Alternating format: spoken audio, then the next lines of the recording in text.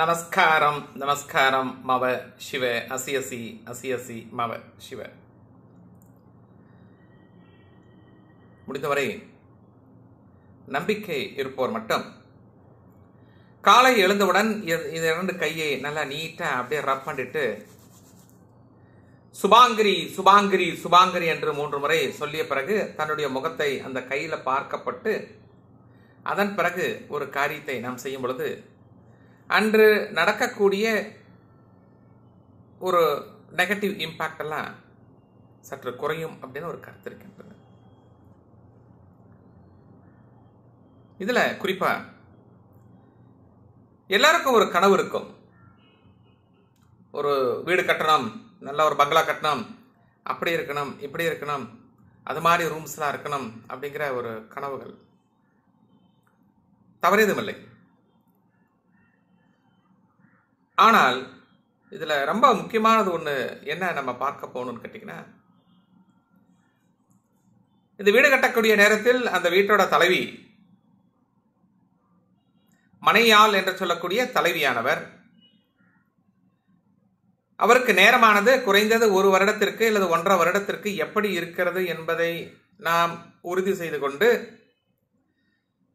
ஒரு லோன் போடுறதா இருந்தாலும் சரி அல்லது ஒரு வீடு கட்டுறதா இருந்தாலும் சரி நம்ம செய்யப்பட வேண்டும்.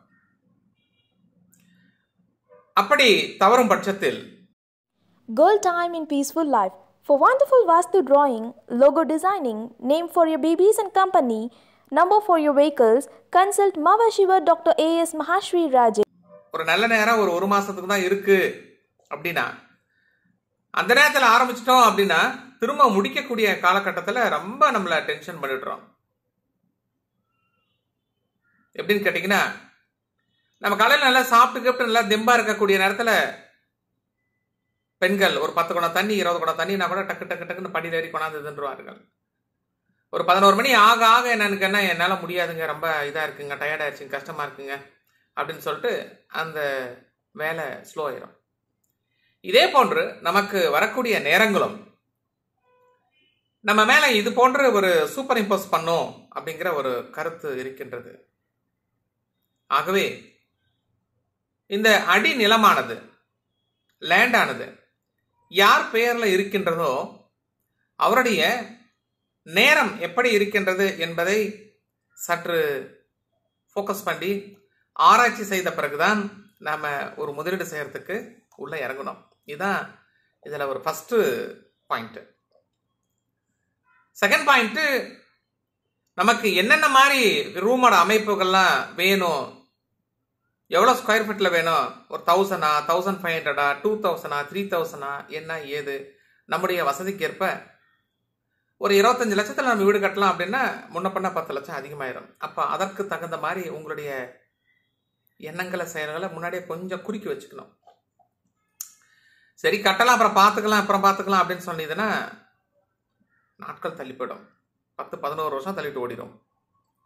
முடிஞ்ச வரைக்கும் அது மாதிரி நம்ம சிக்கல்ல மாட்டாத மாதிரி இருந்து இது போதும், இது தேவை, இது தேவையில்லை அப்படிங்கிற மாதிரிலாம் நம்ம யோசனை செஞ்சு அதை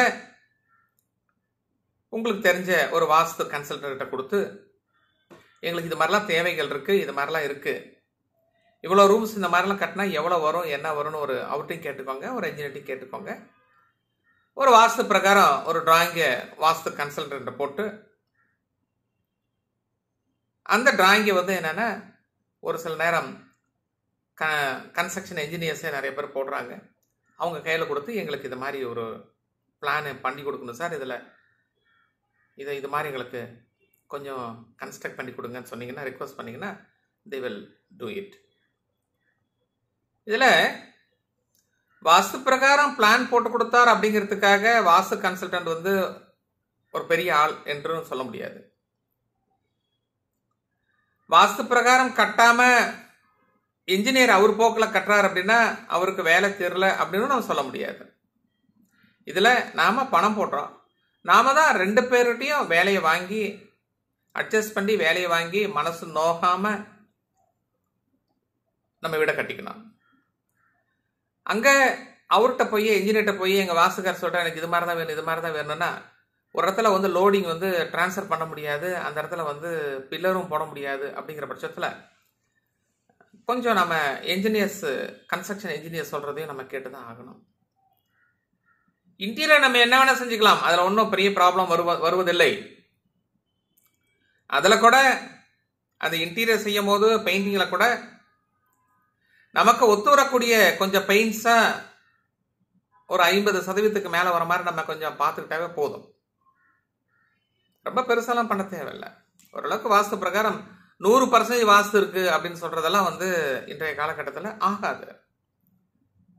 ஒரு 50%, 60% இருந்தாவே போதும். அந்தந்த பிளேஸ்மெண்ட், அந்தந்த டோர்ஸு, அந்தந்த விண்டோஸு, அந்தந்த செப்டிக் டேங்கு, எங்கே போர் இருக்கணும், எங்கே மெயின் கேட் இருக்கணும், எங்கே எக்ஸிட் இருக்கணும், டோட்டல் எவ்வளோ இருக்கணும், எங்கே சீவேஜ் வாட்டர் போகணும், எங்கே வெல் இருக்கலாம், எங்கே ஸ்விம்மிங் பூல் இருக்கலாம், எங்கே சோலார் சிஸ்டம் நம்ம போடலாம் போடக்கூடாது, எங்கே கேஸ் வைக்கலாம், எங்கே சர்வன்ட் குவார்டர்ஸ் கட்டலாம், எங்கே மாஸ்டர் பெட்ரூம் இருக்கலாம், எங்கே சில்ட்ரன்ஸ் பெட்ரூம் இருக்கலாம், ஹால் எப்படி இருக்கணும், அதில் பிரம்மஸ்தானம் எந்த இடத்துல வருது, பிரம்மஸ்தானம் நடுவில் ஏதாவது செவுறு குரு வராமல் நம்ம பார்த்துக்கணும், அதில் ஏதாவது ரூம் வராமல் பார்த்துக்கணும். அந்த பிரம்மஸ்தானத்தில் ஏதாவது ரூம் ஏதாவது வந்துருச்சு அப்படின்னா அங்கே உறங்கக்கூடியவருக்கு குழந்தை பிறப்பு ஏற்படுறதுக்கு வாய்ப்புகள் சற்று குறைவு. ஹெல்த் இஷ்யூஸ் நிறைய வந்துட்டு இருக்கும். அந்த பிரம்மஸ்தானத்து நடுவில் வந்து ஒரு ஃபேக்டரியாக இருந்தால், பிரம்மஸ்தானங்கிறது ஒரு ரூமு, ஒரு 40க்கு 30 அப்படின்னா இன்டர்செக்ஷனாக 2 diagonals, 2 மூலைகளோட நடு மையம் பிரம்மஸ்தானம் சொல்கிறோம். அந்த இடத்துல ஏதாவது மெஷின் ஏதாவது வைக்கப்பட்டால் கூட அந்த மெஷின் வந்து கெட்டு போயிடும். நீங்கள் தேவை ஏற்பட்டால் நீங்களே கூட செக் பண்ணி பாருங்க. ஒரு வீட்டோட பிரம்மஸ்தானங்கிற சொல்கிற இடத்த நீங்களே அளந்து அந்த ட்ரையாங்கிள் போட்டு இன்டர்செக்ஷனாக 2 diagonals போட்டு அந்த நடுமையத்தை மார்க் பண்ணி அதில் ஒரு சின்ன ஒரு வால் கிளாக்கை நீங்கள் எடுத்து வைங்க. ஒரு வாரம் ஓடும், அடுத்தது பார்த்தீங்கன்னா அப்படியே ஸ்டக்காகி போய் நின்றுடும். அப்போது அந்த இடத்துல இன்விசிபிள் ரேஸ் ரொம்ப அதிகமாக சூப்பர் இம்போஸ் ஆகும். அப்போ அந்த மனுஷாளுக்கும் என்னன்னு கேட்டால், நம்ம அங்கே உறங்கும் பொழுது, அங்கே உட்காந்து ஒரு காரியங்கள் செய்யும் பொழுது அந்த காரியம் வந்து படிப்பதில்லை, சரியான முறையில் அது நடப்பதில்லை அப்படிங்கிறது நிதர்சனம். ஆகவே முடிஞ்ச வரைக்கும் நம்ம ஒரு சில கருத்தெல்லாம் நம்ம கொண்டு, ஏன்னா பிகாஸ் இது நம்ம லைஃப் டைமில் ஒரு முறை நம்ம வீடு கட்டுறோம். அப்போ அதற்காக நம்ம வந்து கொஞ்சம் சிரத்தை எடுத்து அதுக்காக செலவு பண்ணுறதுல தவறு எதுவும் இல்லை. ஒரு டோர் வைக்கிறோம், ஒரு டோரை உடச்சி எடுக்கிறோம், ஒரு ஜன்னல் வைக்கிறோம், உடச்சி எடுக்கிறோம், மாற்றி மாற்றி மாற்றி மாற்றி செய்கிறத அந்த வேஸ்ட் ஆகிறத குறைக்கிறது இந்த வாஸ்து தான். வாஸ்து பிரகாரம் நாளில், வாஸ்து பிரகாரம் நேரத்தில், வாஸ்து பிரகாரம் இடத்துல டோர்ஸோ விண்டோஸோ இல்லை ஒரு ரூம் அமைப்போ இருக்கப்பட்டால் கண்டிப்பாக அந்த வீடு கட்டவே அதற்குண்டான பணம் வந்துவிடும். அது கட்டி முடிச்சுன்னா வீட்டில் சுப செய்திகள் காதுக்கு வரும். குழந்தை பிறப்பு இல்லை என்றால் குழந்தை பிறப்பு ஏற்படுகிறது, திருமணம் ஆகவில்லை என்றால் திருமண பந்தம் ஏற்படுகிறது, வியாபார விருத்தி ஏற்படவில்லை என்றால் வியாபார விருத்தி ஏற்படுகிறது. இப்படி நம்ம சொல்லி அடுக்கிக்கிட்டே போகலாம். ஆகவே அதில் நம்பிக்கை இருப்போர் கண்டிப்பாக அதை நீங்கள் ட்ரை பண்ணி பாருங்கள். முடிஞ்ச வரைக்கும் நம்ம ஹார்ட் ஒர்க் பண்ணுறோம், எல்லாருமே ஹார்ட் ஒர்க் பண்ணுறோம். ஆனால் நம்ம காசை செலவு பண்ணும்போது நம்ம பெருசாக அதிகமாக யோசனை பண்ணுறதில்ல. இந்த வீடு கட்டுறதுலையும் சரி, இந்த கல்யாண திருமண வைபவத்தையும் சரி. திருமண வைபவம் அப்படிங்கன்னா அது ஒரு தனி செக்டாரு. அதில் எந்தெந்த யோகங்கள் இருக்கின்றது, எப்படி திருமணம் செய்யப்பட வேண்டும், கோவிலா அல்லது மண்டபத்திலையா அப்படிங்கிறது முதல்ல டிசைட் பண்ணணும். அவருடைய பிளானட்டரி பொசிஷனை பார்த்து கோவிலில் செய்கிறவங்களும் கோவிலில் தான் செய்யணும், மண்டபத்தில் செய்கிறவங்களுக்கு மண்டபத்தில் தான் செய்யணும். ரிசப்ஷன் நல்லா கிராண்டாக வச்சுக்கோங்க, போய்க்காங்க வந்துக்கோங்க. பட் அந்த திருமண நாளில் அந்த மாப்பிள்ளையும் பொண்ணும் என்ன கலர் துணி யூஸ் பண்ணும் அப்படிங்கிற கணக்கு இருக்குது. அது மட்டும் இல்லாமல் இந்த முதலிரவு என்று சொல்லக்கூடிய அந்த நாளில் அவர்கள் எதுபோன்று பூக்களை தலையில் அணிந்து கொள்ள வேண்டும் அப்படிங்கிறலாம் சில வரைமுறை இருக்கின்றது. அதெல்லாம் நம்ம ஃபாலோ பண்ணும்போது என்னென்னா குடும்ப வாழ்க்கை இனிதாக அமைகிறது அப்படிங்கிறது ஒரு கருத்து. ஆகவே உங்களுக்கு இதில் ஏதாவது சந்தேகங்கள் அல்லது டீட்டெயில்ஸ் தேவை அப்படின்னா எங்கள்கிட்ட நீங்கள் டைரெக்டாக கன்சல்டிங் வந்துட்டு தெரிஞ்சுக்கலாம், தவறுமில்லை. எங்களுடைய நம்பர் 9944439027. இந்த நம்பரில் நீங்கள் கான்டாக்ட் பண்ணி கண்டிப்பாக நீங்கள் அப்பாயின்மெண்ட் வாங்கிட்டு பார்க்கலாம். நாங்கள் உங்களுக்கு சர்வீஸ் பண்ணுறதுக்கு தயாராக இருக்கோம். உங்களுக்கு நல்ல நேரம் இருக்க பட்சத்தில் கண்டிப்பாக அதை அனுபவிப்பீர்கள். மீண்டும் அடுத்த எபிசோடில் சந்திக்கலாம். அன்புடன் டாக்டர் ஏஎஸ் மகாஸ்ராஜன் மவ சிவ.